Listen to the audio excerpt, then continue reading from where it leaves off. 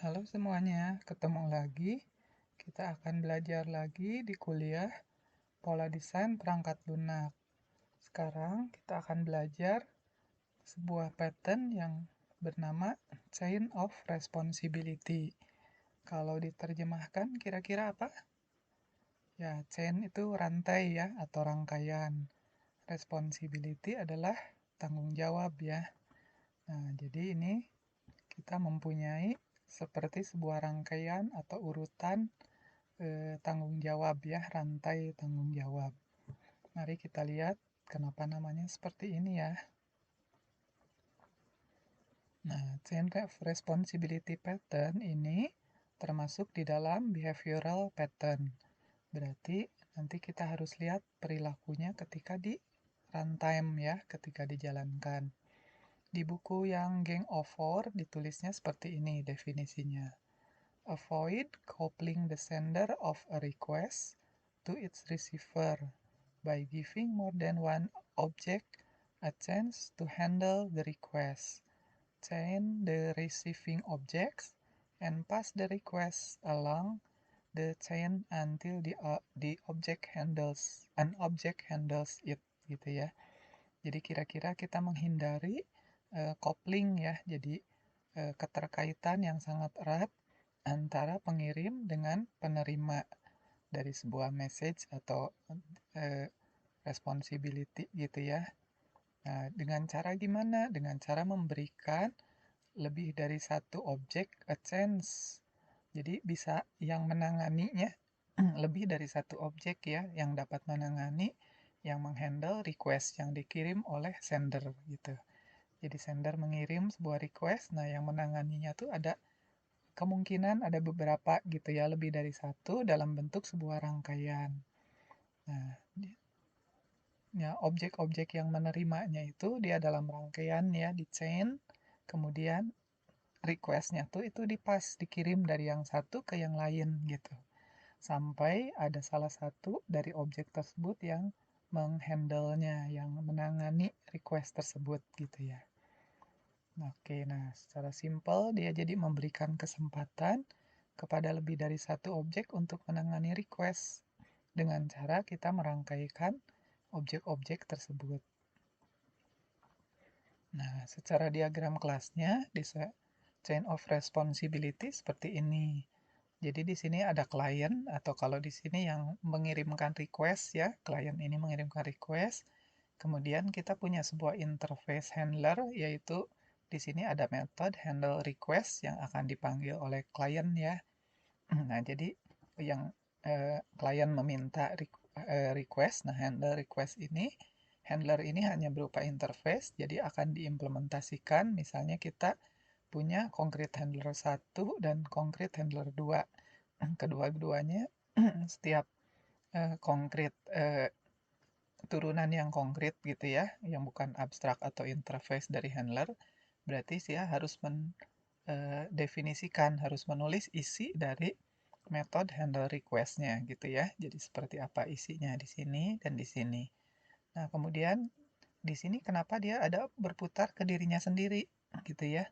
Nah, di sini tulis suksesor hubungannya. Jadi ini sengaja dibuat supaya antar concrete handler yang dia implement dari interface ini satu dengan yang lain bisa saling berangkai. Ya, jadi kalau tipenya dia nulis menunjuk ke dirinya sendiri. Tapi nanti ketika ini menjadi objek-objek yang implement dari handler ini, maka ini akan rangkaian ini akan terjadi antara objek yang satu dengan objek yang lain. Seperti itu ya. Ini karena dalam level speknya definisinya berarti dia nulis ke menunjuk ke yang jenisnya sama seperti dia gitu ya. Jadi objek yang sama-sama implement dari interface handler ini. Oke. Nah, jadi pada saat runtime ilustrasinya kira-kira seperti ini. Ada sebuah subjek atau kalau yang digambar tadi adalah klien misalnya atau mainnya dari sini ya. Dia akan mengirimkan sebuah request, maka request itu pertama kali akan diterima oleh objek satu. Nah, di objek satu request itu bisa dia tangani misalnya, kemudian ya udah putus misalnya, udah selesai, cukup di dia. atau juga dia bisa tidak tangani karena itu bukan bagian dia ternyata dia lempar ke bagian yang lain gitu. Jadi dipindah ke objek 2 seperti itu. Objek 2 juga sama, punya pilihan apakah dia tangani atau tidak, dan dilempar ke objek 3 dan seterusnya gitu. Nah, jadi ini seperti kalau misalnya teman-teman misalnya punya masalah, punya kesulitan misalnya, apa ya, dengan sebuah layanan, oh misalnya layanan internet gitu ya. Nah, internetnya kok putus, kenapa ya? Dari teman-teman misalnya subjek ini request, nanya misalnya telepon ke call center-nya gitu ya. Oh, kenapa ini, internetnya sedang putus ya di wilayah saya gitu misalnya. Nah, misalnya di sini diterimanya biasanya ada front end kan yang, terima gitu. Nah, mungkin front end tahu informasinya, terus dia bisa informasikan dan selesai sampai di dia gitu. Tapi mungkin juga, nggak bisa gitu ya. Misalnya, "Oh, nggak apa-apa," misalnya, "internet di kita, lancar di daerah Bapak, nggak ada masalah," misalnya gitu ya. Mungkin, di Bapak bisa ini, modemnya di-reset, misalnya gitu ya, seperti itu. Nah, gimana cara ngerisetnya? Misalnya yang, kliennya, subjeknya di sini nggak tahu. Nah, front end juga mungkin nggak tahu gitu ya. Di sini bagian help desk atau front end depan nggak tahu, "Oh iya, baik saya sambungkan," misalnya ke bagian teknik gitu kan. Nah, seperti itu. Jadi dia lempar masalahnya ke bagian lain, seperti itu. Nah, nanti sampai ada yang menangani atau bisa juga sampai terakhir nggak ada yang menangani sama sekali gitu ya. Nah, jadi model ini variasinya banyak, atau bisa juga permasalahan itu sebagian misalnya ditangani oleh objek satu, tapi sebagian lagi dilempar, dilanjutin oleh bagian dua, seperti itu. Jadi modelnya banyak ya. Bisa setelah ditangani langsung putus, misalnya tidak dilanjut, atau setelah ditangani masih tetap bisa berlanjut, atau ditangani sebagian-sebagian oleh masing-masing objek. Itu juga semua bisa. Jadi modelnya sama seperti ini, cuma cara penanganannya aja yang berbeda-beda dari request-nya itu. Tapi bentuk secara runtime-nya seperti ini, gitu ya, strukturnya juga seperti ini. Nah, jadi desain pattern ini digunakan ketika observernya tidak semuanya setara biasanya gitu ya. Jadi kalau seperti yang tadi, observernya semua sama dan semua langsung eh, membutuhkannya datanya yang dari subjek gitu ya. Semua langsung terhubung ke subjek gitu. Jadi cuma dua level gitu ya. Ada subjek dan ada observernya semua. Observer langsung terhubung ke subjek gitu. Nah, tapi kalau di sini observernya itu akan seperti kita rangkai satu dengan yang lain gitu ya. Nah, mungkin seperti tadi kasusnya karena ada rangkaian dari front end atau help desk misalnya ke belakangnya bagian teknik kalau ada masalahnya juga mungkin dia nggak bisa tangani juga, mungkin aja bisa ke belakangnya ke supervisor atau ke manajer gitu ya, seperti itu. Jadi dia akan berangkai seperti itu. Jadi notifikasinya diproses menggunakan rangkaian hierarki dari objek-objek yang menangani gitu ya. Meskipun di sini juga kalau misalnya ternyata observernya tuh ternyata setara juga nggak apa-apa, tapi emang polanya dibuat seperti itu gitu ya. Pola penyelesaian masalahnya misalnya dibuat dalam rangkaian. Nah, ini salah satu contohnya chain of responsibility pattern ini digunakan di Java dalam penanganan exception ya. Jadi di library Java standar, di Java itu ada exception untuk menangani kasus-kasus yang terjadi khusus yang di luar kemampuan program, seperti itu ya, bukan bug seperti itu. Nah, sebuah objek yang menerima exception, dia dapat memilih gitu ya. Dia dapat meneruskan exception tersebut ke bagian lain yang memanggil dia atau dia bisa menangani exception tersebut gitu. Jadi dia bisa tangani atau dia bisa teruskan ke pemanggilnya. Nah, jika sudah ada ditangani, maka exception itu akan berhenti di situ gitu. Nah, exception ini jadi tadi penanganannya itu biasanya seperti itu bertingkat gitu ya. Jadi biasanya dari bawah ke atas. Kalau terjadi exception, yang paling dekat dulu yang akan menangani. Kalau sudah dia tangani, misalnya udah selesai beres. Kalau ternyata dia tidak tangani, maka akan naik ke yang pemanggilnya dia, yang sebelumnya dia. Bisa naik lagi terus, seperti itu berangkai gitu ya.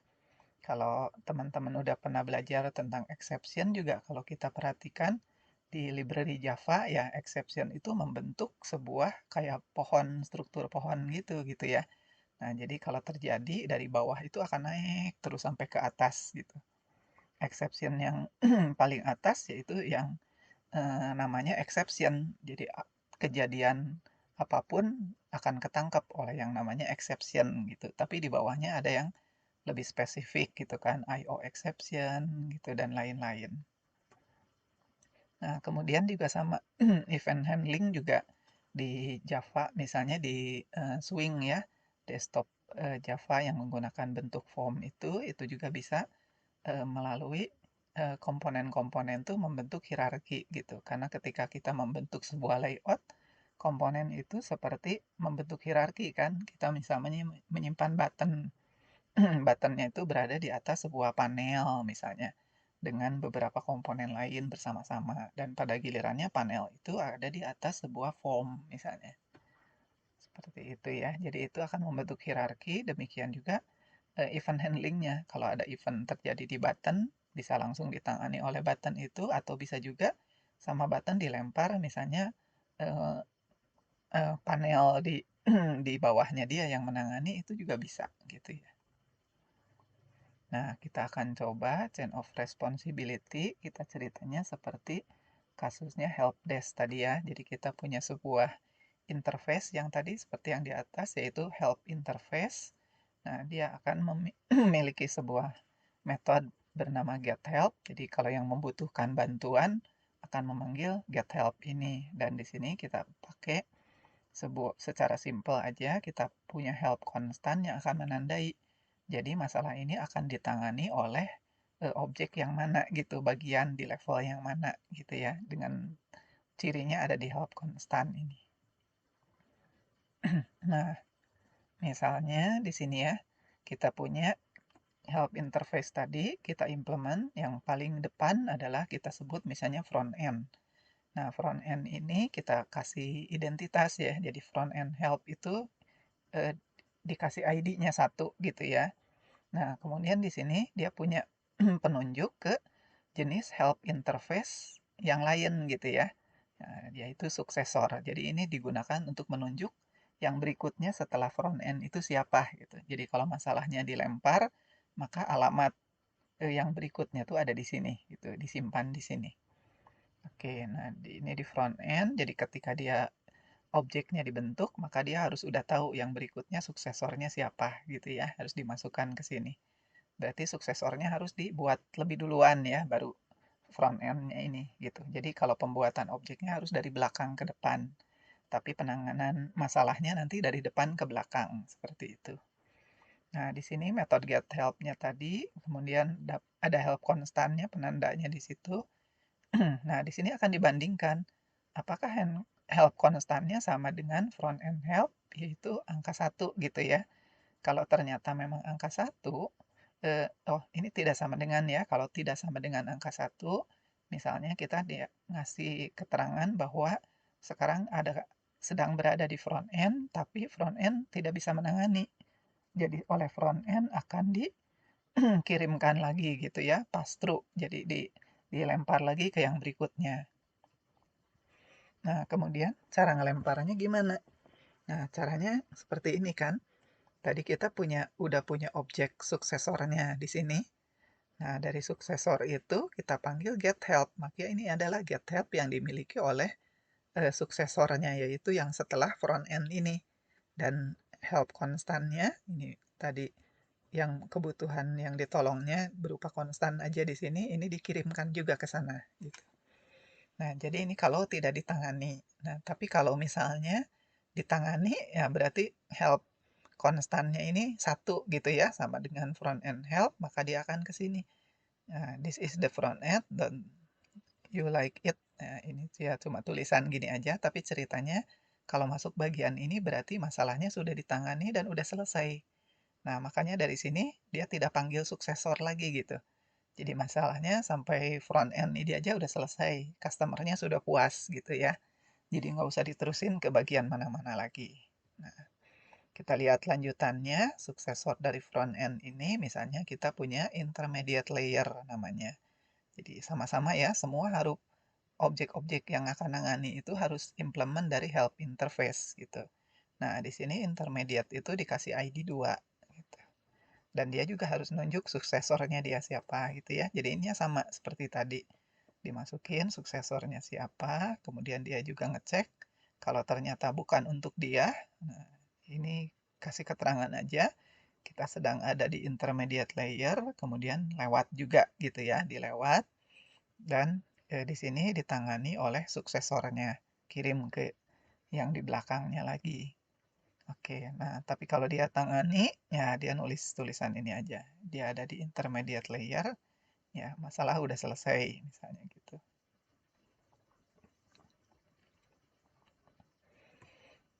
Nah, kemudian di sini adalah yang paling belakangnya. Misalnya ya, kita kasih nama application yang paling belakang, dia implement help interface juga.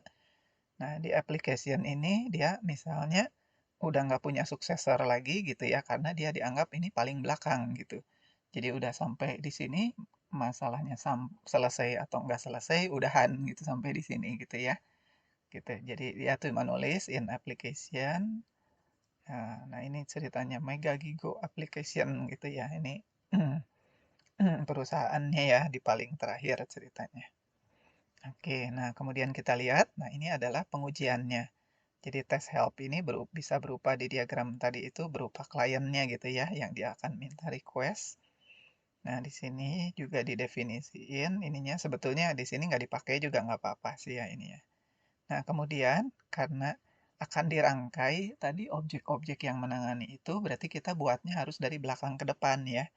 Jadi kita bikin dulu objek si application, new application ada di app, kemudian kita bikin intermediate layer, new intermediate layer. Nah, app itu harus udah dikirim di sini. Jadi supaya si intermediate layer itu tahu suksesornya adalah app gitu kan, disambung ke sini gitu. Jadi pembuatan harus dari belakang ke depan. Kenapa? Karena di sini waktu bikin yang depan tuh harus udah tahu nyambungnya ke siapa belakangnya. Berarti harus sudah ada belakangnya. Nah, demikian juga di sini. Jadi waktu kita bikin front end, nah kirimlah objek intermediate layer yang sudah terbentuk gitu ke front end gitu ya. Nah, jadi nanti dari sisi klien itu misalnya dia minta pertolongan ke front end. Front end titik panggil metode get help-nya, terus dia butuh pertolongan misalnya ya. Nah, karena general help ini 3, maka dia akan ditangani oleh yang paling terakhir berarti ya. Nah, kita lihat output-nya di sini. Jadi dari satu perintah ini, dia get help, general help. Nah, nanti kan pertama kali nyampe ke front end ya. Nah, in front end. Nah, ternyata general help itu kan di sini 3 ya. Front end itu 1 kan, jadi lewat, bukan untuk dia pass through. Sama dia dilempar ke intermediate. Di intermediate layer juga, oh bukan untuk dia. Karena intermediate itu nangani yang nomor 2 gitu ya. Pass through juga. Nah, kemudian baru di application terakhir. Seperti itu. Nah, jadi ini membentuk rangkaiannya gitu ya.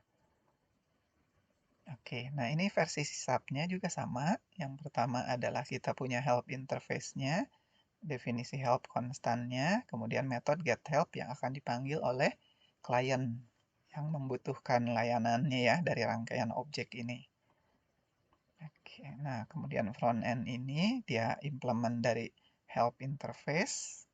Di sini dia dikasih kode 1 ya untuk dia, kemudian suksesornya juga disimpan di sini. Waktu dia terima suksesornya siapa, simpan di sini supaya dia bisa nerusin nanti. Nah, gitu ya. Nah, waktu get help, kalau sama dengan berarti dia ada tangani, udah ditangani, selesai sampai di sini.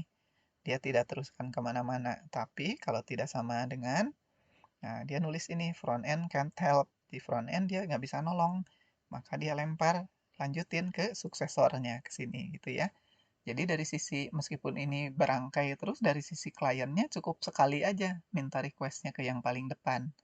Nanti kalau yang depan itu nggak bisa, dia ngelempar ke yang belakangnya terus gitu ya. Dari sisi kliennya nggak harus kliennya yang pindah-pindah minta gitu. Tapi ini udah otomatis merupakan rangkaian gitu. Jadi otomatis akan dikirim ke yang berikutnya. Nah, ini juga sama ya. Ini di intermediate. Di intermediate juga gitu. Dia bisa tangani kalau sesuai ID-nya dia. Kalau enggak, dia lanjutkan lagi ke suksesornya.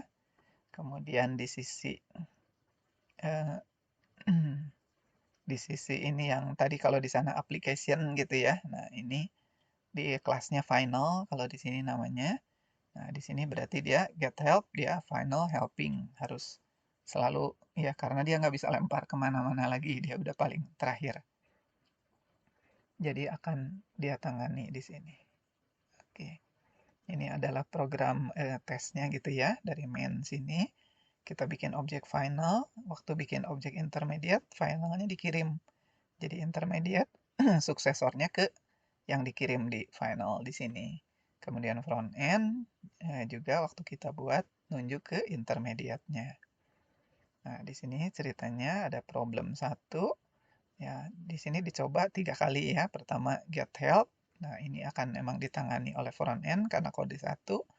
Yang ini akan ditangani pertama ke front end gitu ya. Dikirimnya juga ke front end, tapi front end nggak bisa tangani ya. Bakal ditangani intermediate. Dan contoh yang ini akan ditangani oleh yang paling terakhir final. Dikirimnya ke front end, tapi front end dan intermediate nggak akan tangani gitu ya. Yang nangani adalah yang terakhir, yaitu final. Oke, nah itu untuk chain of responsibility yang kita pelajari hari ini. Nah, pesannya untuk Anda adalah your responsibility is to understand this pattern. Jadi itu ya, teman-teman pastiin harus paham ya, sampai paham. Kalau nggak belum ada yang belum jelas, silahkan ditanyakan. Kemudian kodenya juga bisa dicoba sehingga lebih jelas lagi gitu ya. Kadang kalau ketika lihat teorinya mungkin ada yang masih membingungkan, tapi begitu dicoba kodenya, oh jadi lebih jelas ya. Dan kodenya juga jadi silahkan. Kode itu boleh dimodifikasi ya, boleh diubah-ubah gitu. Oke, nah terima kasih untuk perhatian semuanya. Selamat sore.